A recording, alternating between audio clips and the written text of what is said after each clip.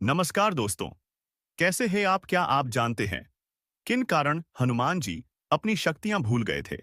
अगर नहीं पता है तो जानते हैं इस वीडियो में। वीडियो के अंत तक बने रहे। हनुमान जी के धर्मपिता वायु थे। इसी कारण उन्हें पवन पुत्र के नाम से भी जाना जाता है।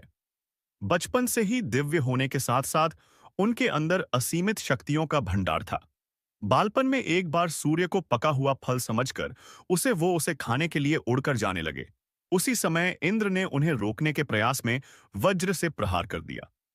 वज्र के प्रहार के कारण बालक हनुमान की ठुड्डी टूट गई और वे मूर्छित होकर धरती पर गिर गए। इस घटना से कुपित होकर पवन देव ने संसार भर में वायु के प्रभाव को रोक दिया, जिसके कारण सभी प्राणियों में हाहाकार मच गया।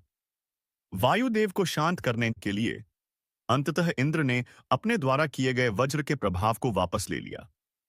साथ ही साथ अन्य देवताओं ने बालक हनुमान को कई वरदान भी दिए। यद्यपि वज्र के प्रभाव ने हनुमान की ठुड्डी पे कभी न मिटने वाला चिन्ह छोड़ दिया। तदुपरांत जब हनुमान को सूर्य के महाज्ञानी होने का पता चला, तो उन्होंने अपने शरीर को बड़ा करके सूर्य की कक्षा में रख दिया और सूर्य से विनती की कि वो उन्हें अपना शिष्य स्वीकार करें।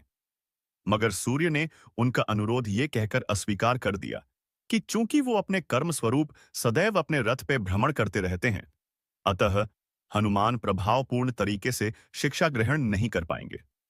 सूर्यदेव की बातों से विचलित हुए बिना हनुमान ने अपने शरीर को और बड़ा करके अपने एक पैर को पूर्वी छोर पे और दूसरे पैर को पश्चिमी छोर पे रखकर पुनः सूर्यदेव से विनती की और अंततः हनुमान के सतात्य दृढ़ता से प्रसन्न होकर सूर्य ने उन्हें अपना शिष्य स्वीकार कर लिया। तदोपरांत हनुमान ने सूर्यदेव के साथ निरंतर भ्रमण करके अपनी शिक्षा ग्रहण की।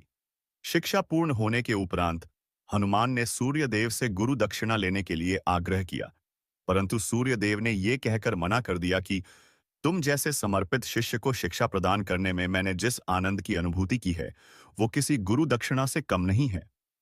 परंतु हनुमान के पुनः आग्रह करने पर सूर्यदेव ने गुरु दक्षिणा स्वरूप हनुमान को सुग्रीव, धर्मपुत्र सूर्य की सहायता करने की आज्ञा दे दी। हनुमान के इच्छानुसार सूर्यदेव का हनुमान को शिक्षा देना सूर्यदेव के अनंत, अनादि, नित्य, अविनाशी और कर्म साक्षी होने का वर्णन करता है।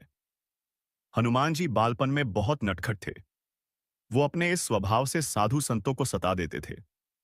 बहुधा वो उनकी पूजा सामग्री और आदि कई वस्तुओं को छीन झपट लेते थे। उनके इस नटखट स्वभाव से रुष्ट होकर साधुओं ने उन्हें अपनी शक्तियों को भूल जाने का एक लघु शाप दे दिया।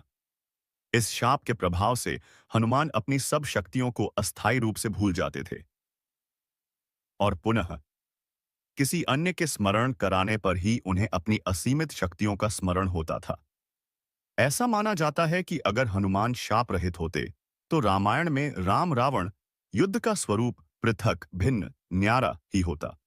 कदाचित वो स्वयं ही रावण सहित संपूर्ण लंका को समाप्त कर देते।